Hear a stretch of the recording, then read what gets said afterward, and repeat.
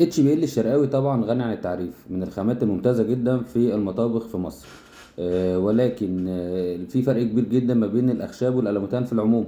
لو هتعملي حضرتك ألوميتال فأنت كده ضمنت إن أنت جودة أعلى واستخدام أعلى في المية والكلام ده كله. بس لو هنعمل اتش بي ال أو خشب، نحافظ عليه شوية من المية ونكون حريصين عليه شوية.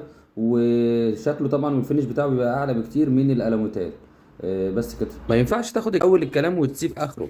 يعني انا قلت الفايبر الاربعة ملي افضل وبعد كده يجي البورديوم. ما تجيش انت تعمل فايبر 2 ملي وتقول لي لما انت قلت يا سلام ان الفايبر احسن من البورديوم بكتير. لا طبعا، الفايبر الاربعة ملي اولا، ثم بعد كده يجي معانا الفايبر سوري البورديوم، وبعد كده يجي معانا الكلادنج الاتنين مللي ضد الكسر. بعد كده تالت حاجة خالص يجي الفايبر الاتنين مللي لو انت ظروفك مش سامحة تعمل حاجة من التلاتة اللي فاتوا دول. يعني المطبخ اللي انا عارضه قدامنا دوت دلوقتي اللي انا مفرجك عليه ده كله الدواخل بتاعته من البورديوم الاربعة ملي. حاجة ممتازة جدا زي ما انت شايف، وحاجة فوق الخيال وفوق الوصف ما شاء الله.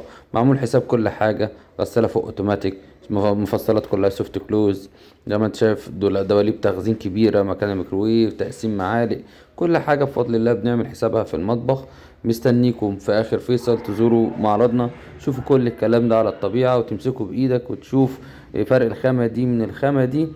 ونورتونا. أفضل خامة في الأرفف في مطابخ الخشمونيوم هي الفايبر الأربعة ملي.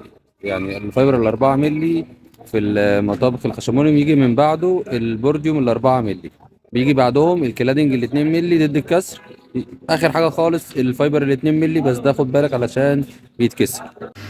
ينفع الفايبر جلاس في الظرف بس مش احسن حاجه يعني، وتجريحه بيبان في التجريح بسرعه، واللمعه بتاعته مش احسن حاجه، ومش بيبقى افضل حاجه يعني في الظرف، ولكن ينفع عادي مفيش مشاكل. الظرف المطابخ الالوميتال العادي اصلا زمان كانت هي الفايبر جلاس، ما كانش في حاجه اسمها كلادينج، ولا كان في كل الحاجات الجديده دي، ولا الشيشه ولا الكلام ده كله. كان هو فايبر جلاس، يا لامع يا خشبي. كانت الناس كلها بتفضل الالوان الخشبي علشان التجاريح بتاعتها بتبقى اقل يعني. بس احنا بنستخدم اكتر من نوع فايبر في المطابخ الكلادنج، منها الفايبر الاتنين ملي، وفي الفايبر الاربعة ملي، في اللي هو السالوميل. في كذا نوع، كله كله على حسب البادجت بتاعتك، يعني كله على حسب البادجت بتاعك. انت هتقدر تدفع لحد كام؟ لو مثلا امكانياتك كويسه اشتغل 4 مللي على طول ما تفكرش. لو مثلا متوسطه ممكن تشتغل سالوميل، اللي هو يعتبر انضف فايبر 2 مللي في السوق. ولو تمام، ولو مش تمام قوي قصدي، هتشتغل بقى الفايبر ال 2 مللي العادي المستورد او الشويحي.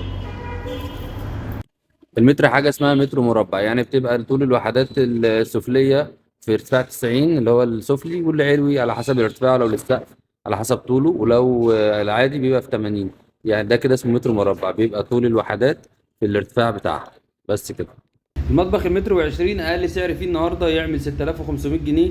مطبخ كلادنج يبقى لاموتال، وممكن لو يبقى بسبعة ونص، ممكن يبقى بتمانية ونص، ممكن يبقى ب10 كمان. مطبخ متر وعشرين على حسب بقى الخامة اللي احنا هنشتغل بيها. نعمل دواخل 2 ملي، دواخل 4 ملي، دواخل بورديوم، دواخل فايبر. هنعمل خشب المطبخ هنعمله الموتال. انت عاوز خامة ايه بالظبط؟ قول لي انت محتاج ايه بالظبط وانا اقدر اسعرها لك بالظبط. انما هو مثلا هنقول يبدأ من 6 ونص لحد 12 ألف جنيه مثلا، على حسب بقى نوع الخامة اللي انت هتشتغل عليها.